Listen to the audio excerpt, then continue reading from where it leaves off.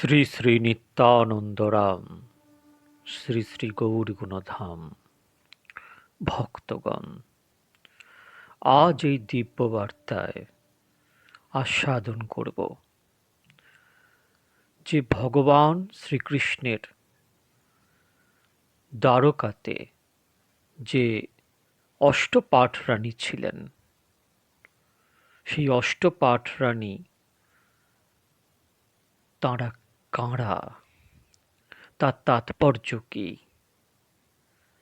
ভাগবত রহস্যাত্মক পুরাণ, ভাগবতকে প্রকৃতভাবে বোঝা কঠিন। তাই ভগবানের যে অষ্টপাঠ রানী রূপকিনী, সত্যভামা, জাম্ববতী আদি যে অষ্টপাঠ রানী ছিলেন, তাদের তাৎপর্য কি? মন দিয়ে শ্রবণ করুন। গীতায় অষ্টধা প্রকৃতির সম্বন্ধে বলা হয়েছিল। ভূমিরাপ অনলো বায়ু খং মনো বুদ্ধিরেব চ অহংকার ইতিয়ং মে ভিন্না প্রকৃতিরষ্টাধা। অর্থাৎ ভগবানের প্রকৃতি ৮ ভাগে বিভক্ত: পৃথিবী, জল, অগ্নি, বায়ু, আকাশ, মন, বুদ্ধি, অহংকার। এগুলি জড়া প্রকৃতি। পরমাত্মা যখন জগতে আসেন, তখন প্রকৃতি দাসী হয়ে ভগবানের সেবা করেন। আর জীব যখন জগতে আসেন, তখন সে প্রকৃতির দাস হয়ে যান। আপনারা সবাই বৈষ্ণব, প্রভুর আদরের ভক্ত। আপনারা পরমাত্মার অংশ, তাই আপনারা প্রকৃতির সদ উপযোগ করুন।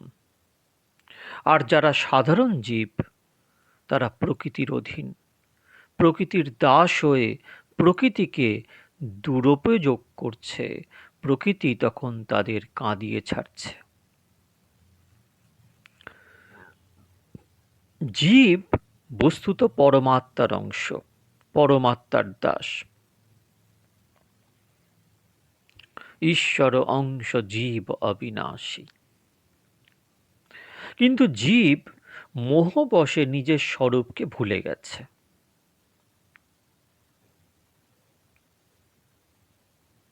আমি নিত্য কৃষ্ণদাস তাহা ভুলি গেল।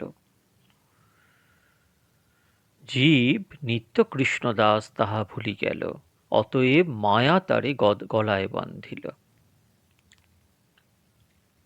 চৈতন্য চরিতামৃত।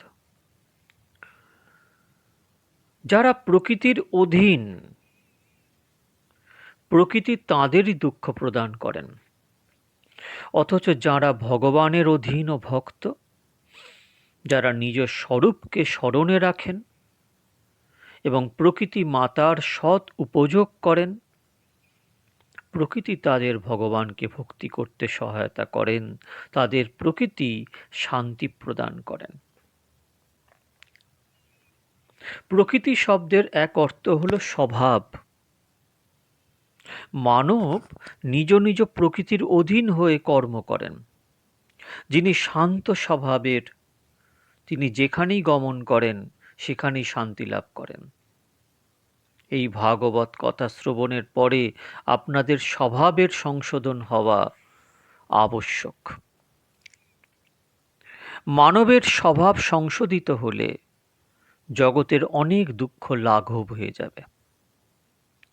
নিজের মন্দ স্বভাব দুঃখ প্রাপ্তির প্রধান কারণ। কথা শ্রবণের পরে অতীতে কৃত পাপের জন্য অনুতাপ হওয়া উচিত ও পাপ কর্ম পরিত্যাগ করে ভক্তি বৃদ্ধির জন্য দৃঢ়তা আবশ্যক। প্রভু প্রেম জাগ্রত হলে, জীবন ও নিজ স্বভাব সংশোধিত হলে বুঝতে হবে যে আপনি কথা সঠিকভাবে শ্রবণ করেছেন। কথা শ্রবণের পরেও তা যদি না করেন, আপনি শ্রদ্ধা ভক্তির সঙ্গে কথা শ্রবণ করেননি, অথবা বক্তা আপনাকে বোঝাতে পারেনি।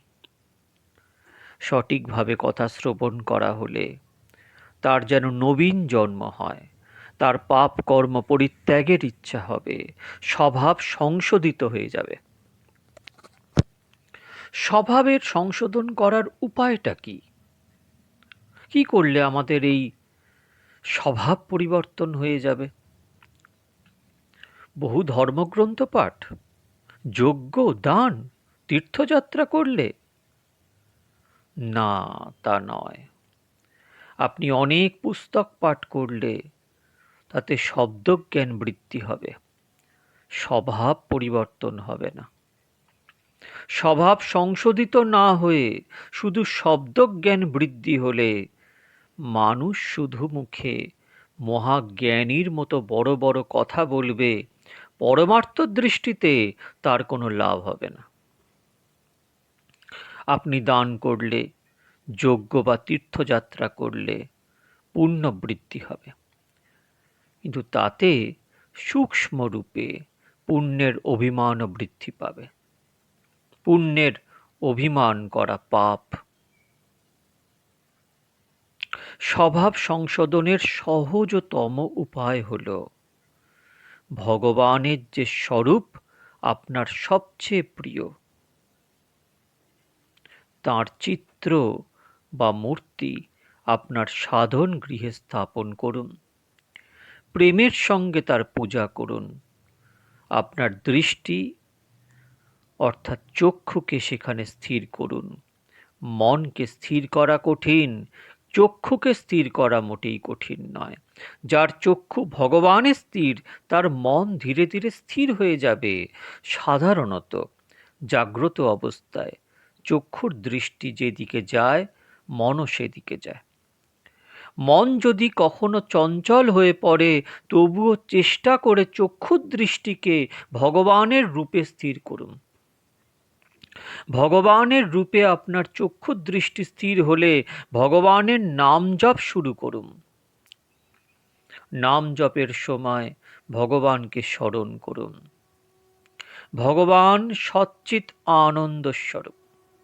ভগবানের নাম জপের প্রভাবে ভগবানের সদ্গুণ এবং তার কৃপা আপনার মধ্যে সঞ্চারিত হবে। জীবের মধ্যে সদ্গুণ, সাত্ত্বিক গুণ সঞ্চারিত হলে তবেই জীবের স্বভাব সংশোধিত হবার আশা করা যায়। আপনি যার সম্বন্ধে স্মরণ করবেন, তার প্রভাব আপনার মধ্যে পড়বে এবং সূক্ষ্ম রূপে ক্রিয়াশীল থাকবে। তাই সংসারের সুখে আসক্ত কোনো রাজসিক বিলাসী গৃহস্থকে কখনো স্মরণ করবেন না। যে ব্যক্তি লৌকিক সুখে আবদ্ধ হয়ে আছে, সে যতই বিত্তবান বা জাগতিক দৃষ্টিতে প্রসিদ্ধ হন, তিনি পরমার্থ দৃষ্টিতে দয়ার পাত্র। সত্যিকারের সুখ শান্তি কোথায়, তা তিনি অবগত নন। জগতের ক্ষণভঙ্গুর সুখে আবদ্ধ এমন অজ্ঞানী মূর্খ ব্যক্তিদের স্মরণ না করে জ্ঞানস্বরূপ আনন্দস্বরূপ ভগবানকে স্মরণ করুন।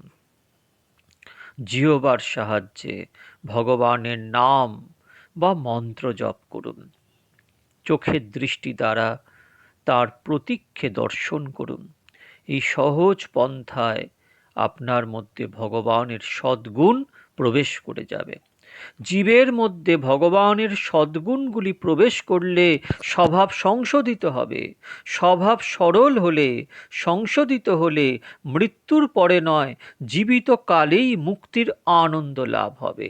কুস্বভাবের অধীন হয়ে জীব দুঃখিত হয়ে থাকে।